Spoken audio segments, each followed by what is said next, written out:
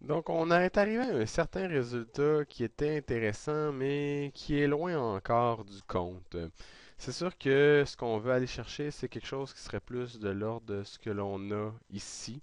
Donc, un des éléments différents, c'est que vous voyez une espèce de granularité sur notre texture qui est là, qui est un peu spéciale en fait. C'est pas normal que on ait ce genre de granularité-là. En fait, ça ressemble quasiment à du styromousse ou de l'uréthane projeté. Donc, c'est pas super beau. Donc, on doit nettoyer notre texture pour enlever cet élément-là. Et on doit aussi s'assurer vraiment qu'on ait de la spécularité à l'endroit où le métal est plus net en fait, ou ce que c'est plus tranchant. Donc, c'est les deux éléments qu'on va travailler dans cette vidéo-là qui sont assez simples. Première des choses, vous allez dans Photoshop, puis on va voir d'où vient la granularité comme telle. Vous voyez en fait que sur l'occlusion qui a été faite, il y a des éléments qui sont restés, qui sont vraiment apparents. On a des pixels très granuleuses et c'est un peu problématique par rapport à notre texture. Donc, comme dans tout dans Photoshop, il y a quelqu'un qui a pensé à enlever, régler des problèmes. Donc, on a un outil qui s'appelle réduction de bruit. Donc, ça, c'est génial parce que de cette façon-là, je vais pouvoir aller directement sur mon modèle, voir qu'est-ce que ça donne. Vous voyez, en fait, quand que je déplace ma texture, ça reste avec qu'est-ce que c'était à l'origine et quand je le lâche, ça montre le résultat.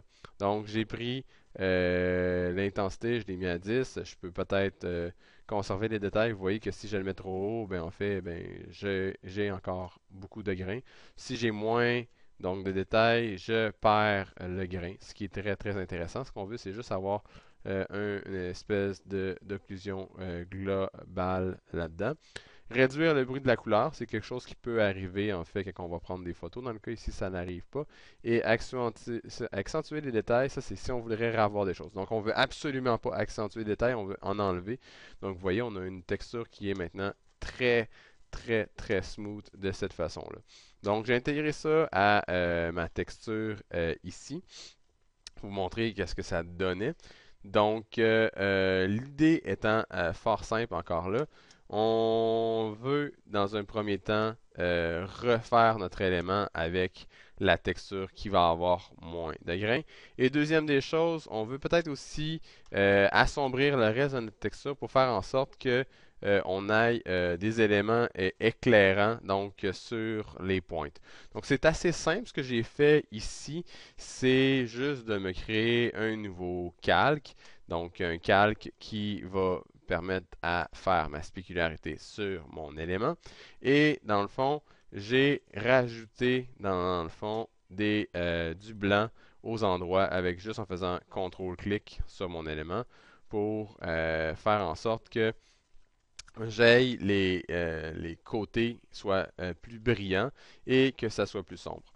Donc, pour le reste. Donc, l'idée est de s'assurer d'avoir cet élément-là qui est fonctionnel. On veut retrouver le grain qu'on avait positionné dans la vidéo précédente, dans le fond, l'espèce des graphings.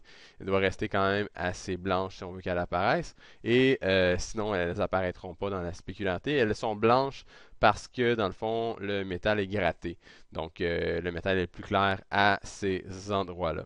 Une autre chose qui est intéressante de noter, c'est qu'on peut utiliser une texture, dans le fond, la texture qu'on avait auparavant utilisée. Excusez, je vais juste revenir avec ça pour vous montrer exactement c'est quoi.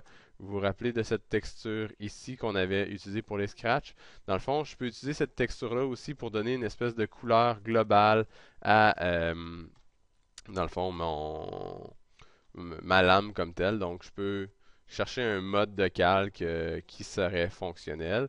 Et en fait, ce qu'on veut, c'est atténuer un petit peu la couleur pour faire en sorte que ça soit plus réaliste. On ne veut pas que ce soit totalement parfait.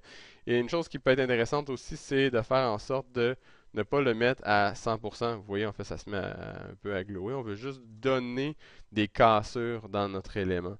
Donc, de cette façon-là, on se retrouve avec une lame qui est quand même assez intéressante. Donc, ça ici, cet élément-là, on peut l'utiliser pour, à la limite, faire la couleur. Et ce qu'on va faire aussi, c'est quand on va arriver pour faire la spécularité et le bump, ben on va pouvoir littéralement prendre une autre copie de notre occlusion et la mettre par-dessus. Donc, ce que ça veut dire, c'est que la spécularité va vraiment être importante sur le côté de mon élément. Je vais en avoir une version à peu près à 50%, 25-50% ici sur mon tranchant dans le centre, donc pour ma saignée sur ma dague. Et je vais avoir mes scratchs qui vont paraître. Donc, je veux vraiment pas avoir de détails plus que ça, de granularité, de choses comme ça. On veut vraiment avoir juste ces éléments-là. Et après ça, je sauve les deux versions. Donc, une version pour la spécularité, une version, en fait, ici pour la couleur. Si je veux, comme je vous disais tout à l'heure, je peux toujours colorer mon élément. Là. Donc, je pourrais colorer ma dague. Bref, toujours une façon de faire ça. Peut-être pas obligé de le mettre aussi fort. Juste un petit élément comme ça. Bref, dépendant comment que vous voulez, vous sauvez et vous reloadez à l'intérieur de Maya vos éléments. Et vous voyez, en fait, on est parti d'un résultat moyen et on obtient quand même quelque chose qui est plutôt solide. Donc ça ici, c'est un résultat beaucoup plus proche de ce que je m'attends lors de vos travaux.